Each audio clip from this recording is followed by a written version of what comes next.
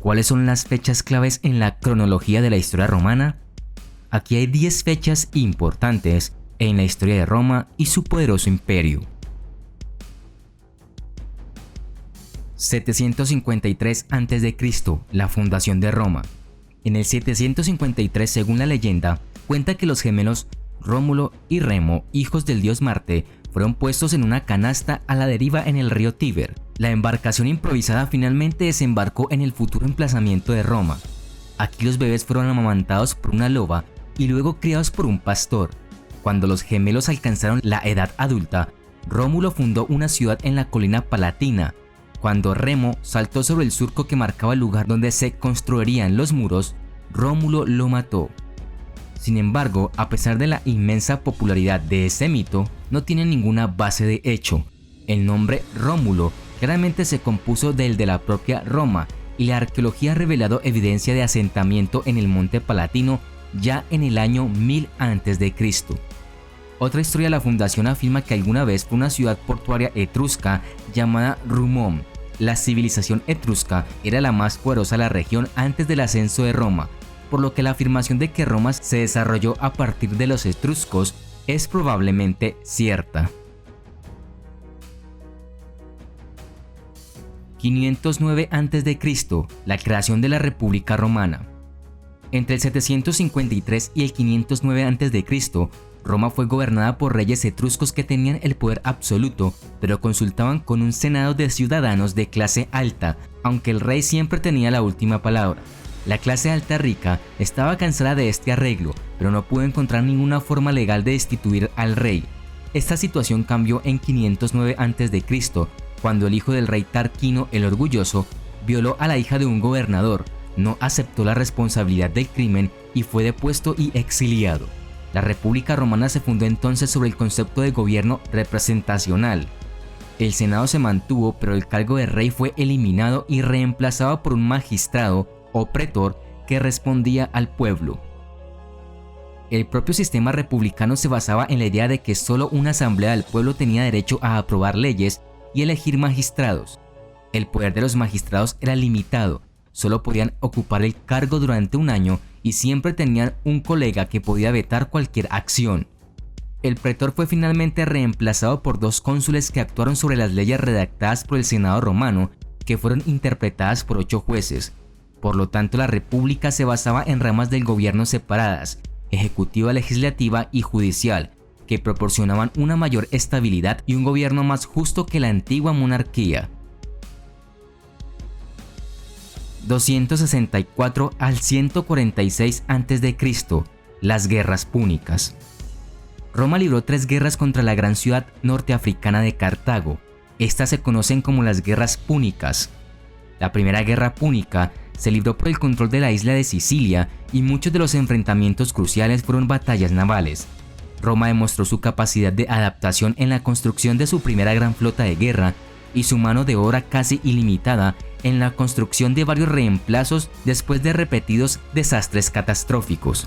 La victoria le dio a Roma su posesión inicial de ultramar en Sicilia. La Segunda Guerra Púnica vio la famosa invasión de Italia por el general cartaginés Aníbal. Aunque la resistencia y los recursos romanos se estiraron hasta casi el punto de ruptura por una serie de derrotas, Roma finalmente salió victoriosa y la guerra marcó el final de Cartago como potencia regional. La Tercera Guerra Púnica fue una conclusión inevitable en la que Roma finalmente logró destruir a su odiado rival. Las guerras púnicas dejaron a Roma como potencia dominante en el Mediterráneo occidental. 60 a.C., el primer triunvirato.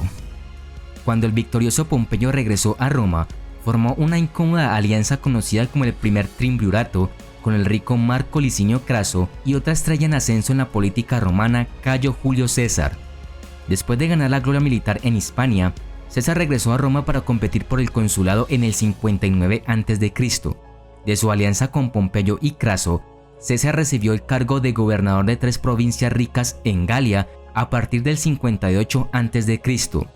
Luego se dispuso a conquistar el resto de la región para Roma. después de que la esposa de Pompeyo, Julia, la hija de César, muriera en el 54 a.C. y Craso muriera en la batalla contra Partia, al año siguiente, el triunvirato se rompió. Con la política romana en desorden, Pompeyo intervino como único cónsul en el 53 a.C. La gloria militar de César en la Galia y su creciente riqueza habían eclipsado a Pompeyo, y este último se unió a sus aliados del Senado para socavar constantemente a César. En el 49 a.C., César y una de sus legiones cruzaron el Rubicón, un río en la frontera entre Italia desde la Galia Cisalpina. La invasión de Italia por parte de César desencadenó una guerra civil de la que se emergió como dictador de Roma de por vida en el 45 a.C. En el 44 a.C., los senadores estaban preocupados de que esta acción acabara con la república, por lo que planearon un asesinato y cada uno tuvo la oportunidad de apuñalarlo una vez. Pocos sabían que la república moriría con él. Después de la trágica muerte de Julio César, Roma se convirtió en un imperio. Augusto reintroduce la monarquía en Roma. La expansión del imperio destruyó la República Romana. Las instituciones diseñadas para una pequeña ciudad-estado no podrían gobernar un imperio tan extenso. Sobre todo las vastas campañas militares requerían generales que comandaran ejércitos en amplios territorios durante varios años. Después de una confusión de guerras civiles, Augusto salió vencedor, jactándose de haber restaurado la república. Sin embargo, con una autoridad militar predominante y el derecho a hacer leyes, había reintroducido el gobierno de un solo hombre y se había convertido en el primer emperador de Roma. El equilibrio que logró debe considerarse uno de los acuerdos políticos más exitosos de la historia, ya que siguió siendo la base legal del reinado de cada emperador durante 3 siglos. El reinado de Augusto fue tan efectivo que estableció la Pax Romana, que duró más de 200 años, desde su época hasta la muerte del último de los 5 buenos emperadores, Marco Aurelio. Los emperadores que sucedieron a Marco Aurelio a menudo tuvieron mucho menos éxito, pero mantuvieron y expandieron el imperio hasta que se volvió demasiado grande para ser gobernado desde una ubicación central. 80 después de Cristo, se construye el Coliseo. El Coliseo fue construido en el año 80 después de Cristo con fines de entretenimiento para que el público se distrayera de lo que sucedía en otras ciudades a su alrededor. Vespasiano, que era solo un político en ese momento, sugirió construir una arena como regalo al Imperio Romano. Vespasiano comenzó a construir el enorme Coliseo, pero murió durante el proceso, por lo que su hijo Tito terminó el proyecto por él. Durante los siguientes 400 años, el Coliseo se usó para carreras, simulacros de batallas navales, recreaciones de batallas y obras de teatro, pero fue más famoso por sus luchas de gladiadores, en la que los hombres y animales luchaban hasta la muerte. 235 al 284 después de Cristo. La crisis del siglo III. En los 50 años transcurridos entre el 235 y el 284 después de Cristo, el Imperio Romano sufrió una inestabilidad política y militar crónica. En medio de guerras civiles endémicas y derrotas a manos de los bárbaros, los emperadores iban y venían con una rapidez asombrosa. El reinado promedio fue de no más de 18 meses y muchos sobrevivieron durante periodos mucho más cortos.